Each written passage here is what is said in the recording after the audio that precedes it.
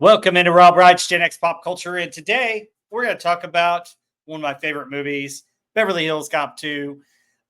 This is a great movie. I already reviewed Beverly Hills Cop, so if you haven't seen the review for Beverly Hills Cop, go watch that, and then go watch this one because there'll be spoilers, and it's a sequel. But Beverly Hills Cop 2 is probably my favorite of the four Beverly Hills Cop movies. Really, I don't think the third one's very good. And Axel Foley had some okay scenes to it, but I didn't think it was that great. The first and second ones are masterpieces.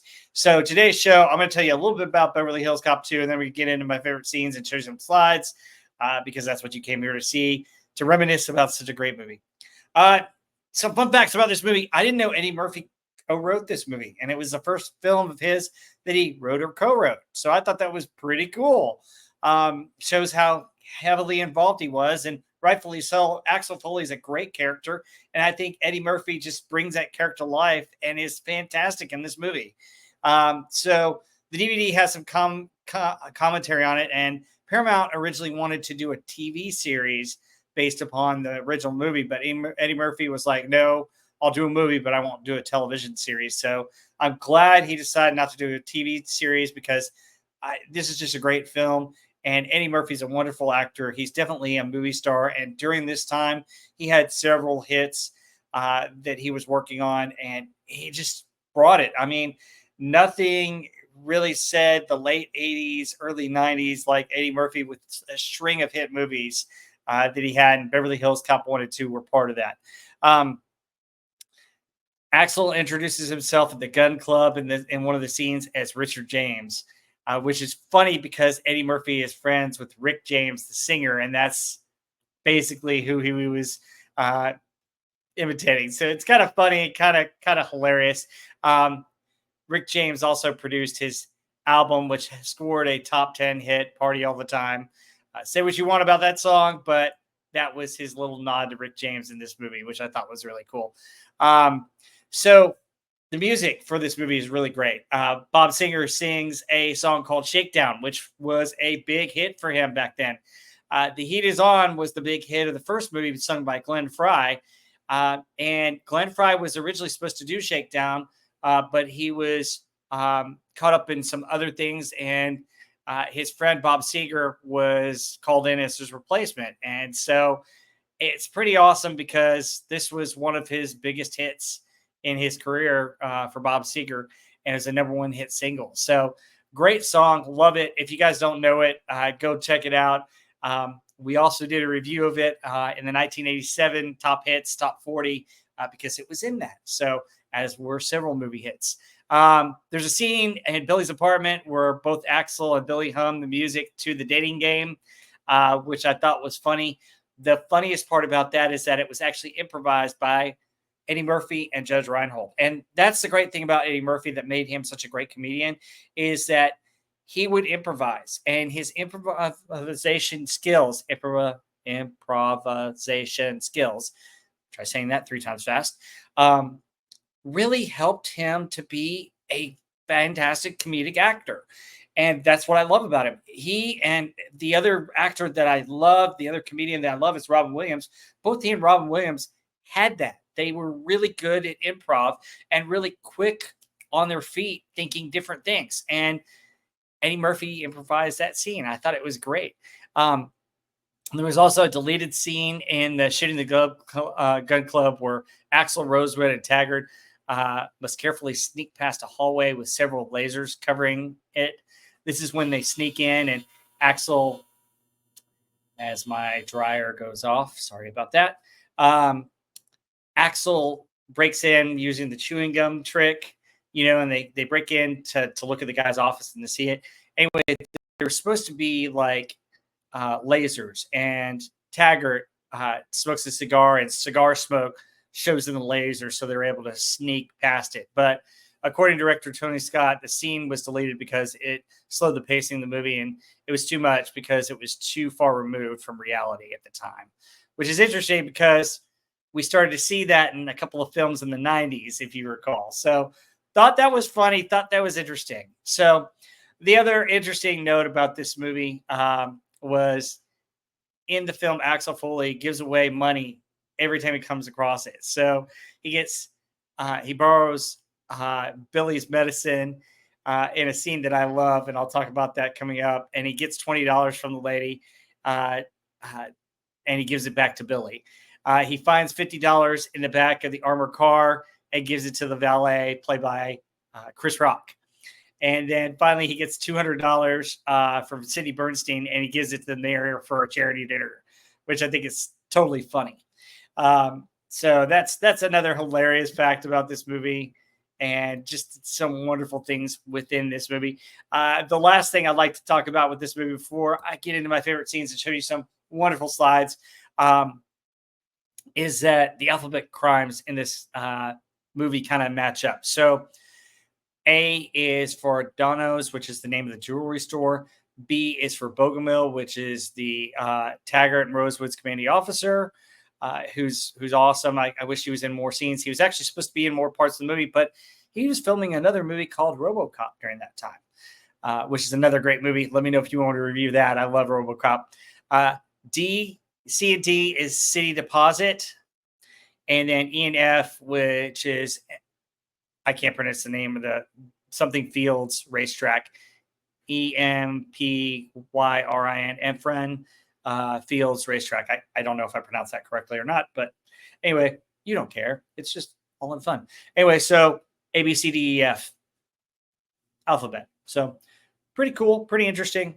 So let's get my ugly mug off the screen and let's get into some of these slides and talk about some of the favorite scenes. Now, I tried, it was so hard to find some of these slides for you. So I can't do them in order that I've got with the favorite scenes. I'll try my best to do this, but I got some of them in scene order, but others are not quite there. But we'll just wing it and go with it. I love the beginning where you see him in the suit. You see him also talk to Bogomil, and you see that he's developed a real relationship with Bogomil, Taggart, and Billy back in L.A. And this is set like a couple of years after the first one. And you see that they've gone fishing together and gone on trips, and he's been out to LA before, and he was scheduled to go out to LA anyway to go on a fishing trip with them. So I love the camaraderie based on the first one. And I love the fact that this one just kind of picks up where we left off and goes right into it. And the credit card bus scene is hilarious because he meets this guy at the bar. He has a pretty hot chick with him. He's driving a Ferrari, which is awesome. And basically he goes in with the credit card bust. And the funniest thing is one of the guys from the first one, if you remember the first one, the cigarette bust scene, is like the brother-in-law or of the guy. And he mentions, hey, no, you this guy might be a cop. This guy's a cop. He busted me. I got busted for that. It's just hilarious. It's a funny scene. It ends up in a little bit of a chase, but unfortunately, no arrests were made. And this is the guy right here that was in the first movie, right here on the left. And it's just a funny scene. And Eddie Murphy's, how do you know this guy's not a cop? You know, I'm checking the wire. Why you won't let me check him for a wire? I just thought it was hilarious. So anyway, he goes to LA. This is later on in the movie, which is a hilarious scene where he basically, it's another favorite scene of mine. Axel basically finds this house that's being worked on, finds out the people are gone for the week, and pretends to be part of the city ordinance for the construction plans, basically lying to the construction workers, telling them that they've got the plans wrong and the people changed their plans and they've got to settle it for a few days. And so he basically gets the keys and takes over the house, which is kind of funny.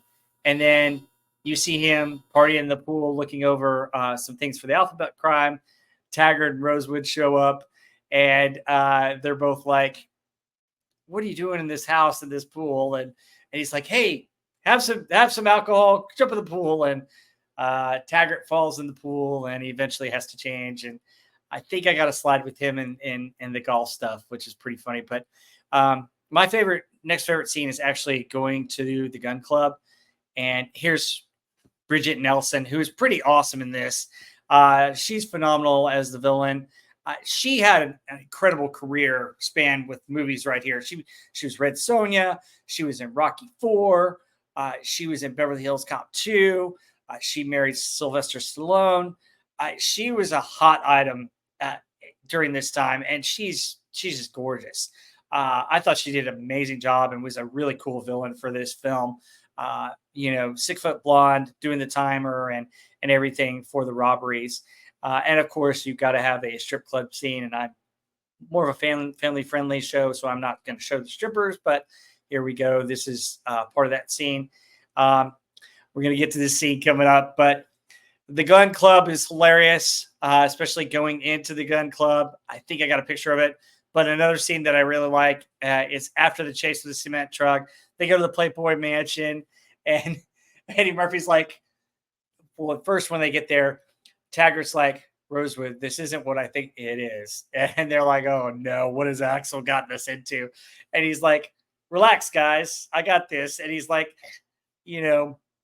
follow your radar. And if you watch the movie, you know what I mean by radar. And he's like, this is what you've always imagined. And he meets you after half. I'm a big fan. And he basically tells them about the bad guys in this scene. And Hef basically asks them to leave. This is the shot back in the gun club, which is another favorite scene of mine, where he goes in and he's taking Rosewood's medicine and pretending that it's, very heavily armed bullets that could go off that are highly explosive and highly volatile. And he pretends that he's delivering it to this person. Is very sweaty. And he's like, I have two daughters, what about you? They gonna do? And he wrangles $20 out of her, which is hilarious for dropping this off in the person that's the expert in those firearms. And that's what they're there to do. They're recovering some bullets that were shot into Bogomil, and the expert that the police normally use is a guy in this gun club, and that's who they're trying to see. So he's in the gun club. He meets Bridget Nelson's, character, and then Dean Stockwell, who's another great villain in this. I love Dean Stockwell, especially from Quantum Leap. They're at the shooting range, which is pretty cool. More Bridget Nelson. Another scene with Eddie Murphy showing that he's a cop and that he shouldn't be arrested. This is back in Detroit. He's got his partner back there trying to help him out by pretending to be him undercover. And he's got Marcy and her friend in the Ferrari. So he's driving around with Marcy. It's pretty fun. He's got to play the captain. So it's hilarious. Okay. As I mentioned, Chris Rock at the end of the chase with the cement truck, which is just a hilarious scene. So they're able to track down the Alphabet Gang. They're not able to stop them. They get away in an armored car. And the only thing that Billy finds to chase them is a cement truck, which is just hilarious. They're chasing down an armored car in a cement truck. And not only are they chasing the armored car, the cops start chasing them. Taggart gets left behind because he's not able to catch up with them. So he gets into his car and eventually catches up with them at the end. But it's hilarious because they're knocking things over. They accidentally knock into a police car, and Billy Rosewood's like, that's okay. I know that guy. He's a jerk. He doesn't really say jerk. He says something else, but family-friendly show. Anyway, so they get it, and they track the armored car down to the Playboy Mansion. And so he goes in, and Chris Rock is playing the valet, and he's like, oh, I got so much for this and for limos. What the hell is that? And so Eddie Murphy gives it $50 to park the cement truck, which I think is just hilarious. Another scene that I love is he's introduced to their captain, who's kind of political, kind of a jerk, kind of playing it differently. And there goes my dryer again. I'm sorry about the loud noise. Anyway, I love how Eddie Murphy just creates a character off the cuff. Johnny Wishbone. Hey, I'm a psychic. You just think of me and I come running. It's just funny. I love it. I love that scene. It's a great scene. There's Bogomil at the beginning talking to him. There's one of the opening robbery scenes. There's Eddie Murphy in the Ferrari. Again, another scene in the pool, which I think is great. I love Judge Reinhold's character, Billy. They find some fragments in one of the places with firearms. He finds a rocket launcher, which is really cool. I think it's really cool. There's the main villain, and he actually owns the track that's going to be robbed because he's got the insurance money off of it. There's them. Another favorite scene is towards the end of the movie, after the racetrack, the final battle where they track him down to the oil field. He finds one of the guards, and he puts a gun to his head and say, "Hey, we're gonna rap with me, yo baby, yo baby, yo baby, yo, yo baby, yo baby, yo baby, yo." Just hilarious. And then Rosewood knocks him out. Pretty funny. There's another picture of the Playboy Mansion with bad guys.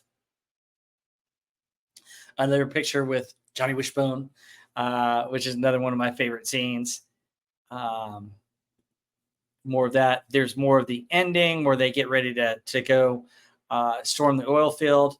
There's the main bad guy, Thermopolis. Now, the only thing about this is that he's the main drug dealer who the other bad guy who's doing all the robberies and planning all the robberies is trying to pay off. So it's interesting, international smuggling and drugs.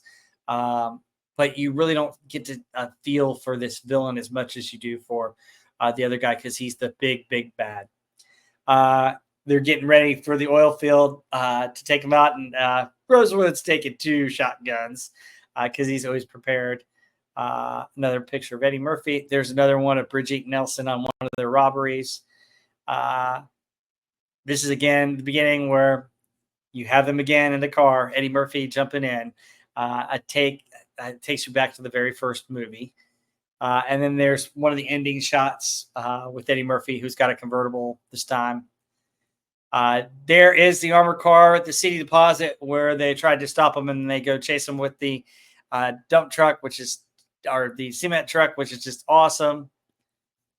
And then there's them at the Beverly Hills Police Department. That's where Taggart goes up and changes into the golf suit. There's Eddie Murphy's ride in the movie, which I think is a really, really slick caddy, and it's convertible. I don't think it's a Cadillac, but there he is in the golf gear. So I thought that was pretty funny. Anyway, this movie is fantastic. Like I said, it's my second favorite, or it's my favorite of the Beverly Hills Cop movies. I think really the first and second movies are the best of the Beverly Hills Cop franchise. I think it's one of Eddie Murphy's best movies. And, if you haven't seen it, go watch it. It's hilarious. It's a lot of fun. It really has great pacing, great music, great characterizations. I think the actors, it was good that it's a sequel because they already know each other and already familiar with each other's tactics. And so they're not surprised by it. You don't get this, why are you doing this? Why are you doing that? You get a little bit of it, but a lot of it's explained, and a lot of them already have character traits that have been well known from the first movie. So I think it's a brilliant sequel. It basically, the great thing about this sequel is it's a different movie with different villains and a different take, but it has a great feel to it because it feels like a continuation of the first movie. I think if you watch the first two back to back, you get that feel, and it flows really, really well. And it just makes it a wonderful sequel to it. I think the third movie feels out of place in certain areas because it's so many years later. So the third one didn't get filmed for another 10 years after this one. And this one came about 3 years later, which is back then it was about standard for how long it would take to make a sequel anyway. So this one has the right pacing, the right feel. Now, it had a different director. They brought in Top Gun's Tony Scott to direct the film, but I think he did a marvelous job. He's a fantastic director. I love the shots in this film. I love the camera angles. I think it's a well-shot, well-run, well-paced movie, and it's one of the best movies for the action comedy drama that you will find out there. So go see Beverly Hills Cop 2 if you haven't seen it. I recommend the first and second one. See them both. They're a lot of fun. It's a very enjoyable film. And honestly, folks, this is the reason why I started my pop culture channel. Um, we want to remember these good movies. We want to remember what it was like to have a lot of fun in the theaters and a lot of fun watching a movie and getting lost in these wonderful characters and watching a good story that is character driven. And that's what this is. That's what makes it great. So, this is Beverly Hills Cop. What are your thoughts? What are your favorite scenes? What do you like about this movie? Is it your favorite? How do you rank it with Beverly Hills Cop 1, 3, and Axel Foley? Tell me your thoughts in the comments below, and we'll see you on the next one.